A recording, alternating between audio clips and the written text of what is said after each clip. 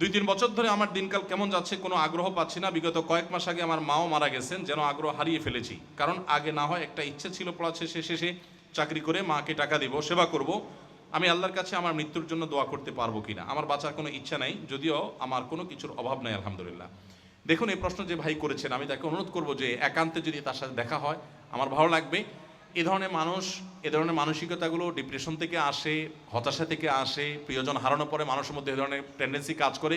কিন্তু কোনো মুসলমানের জন্য এ ধরনের চিন্তা ভাবনা করার কোনো সুযোগ নেই। মুসলমানের দৃষ্টিভঙ্গি হলো যে আমার মা মারা গেছেন, তার সাথে আমার স্থায়ী বিচ্ছেদ হয় না, এটা সাময়িক বিচ্ছেদ হয়েছে, অচিরেই তার সাথে আমার সাক্ষাৎ হবে, অচিরেই তার সাথে আমার সাক্ষাৎ হবে। সো এটা নিয়ে আমার খুব বেশি অরিড হওয়ার কিছু নাই যে হ্যাঁ তার সাথে আমার চিরকালের জন্য বন্ধন শেষ হয়ে গেছে।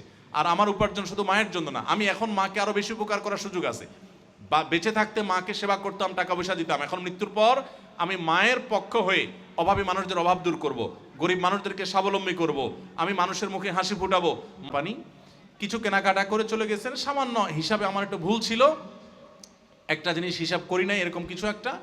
তো আমাকে কিছু টাকা আমি যেভাবে ডিমান্ড করেছি কম দিয়ে সে চলে গেছে।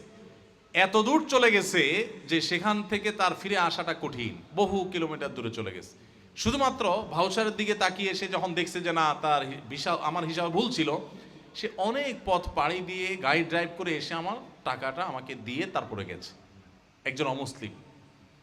তো আপনি তো মুসলমান, আপনি তো বিশ্বাস করেন আল্লাহর সামনে আপনাকে দাঁড়াতে হবে। দুঃখজনক যে আমরা শুধু নামে মুসলমান, গায়ে গতরে মুসলমান, আমাদের আচার আচরণে, আমাদের কাজে কর্মে, লেনদেনে আমরা মুসলমানের পরিচয় দিতে পারি না। সেটা না দিলে আপনি কখনো খাঁটি মুসলমান হওয়ার সুযোগ নেই। মনে রাখবেন, ইসলাম ইবাদত সর্বস্ব, শুধুমাত্র ইবাদত সর্বস্ব কোনো ধর্ম নয়, ইবাদত প্রধান ধর্ম। কিন্তু ইসলামে লেনদেনে সততার গুরুত্ব অপরিসীম, এছাড়া ভালো মুসলমান হওয়ার কোনো ওয়ে নাই। বিধায় আপনার এই 1 টাকা 2 টাকা দোকানদারে সেটাও হিসাব রাখতে হবে, আল্লাহর কাছে দাঁড়াতে হবে, সেই ভয় থেকে আপনি এটা লিখে রাখবেন এবং হিসাব সংরক্ষণ করবেন। ভাইরা আমার,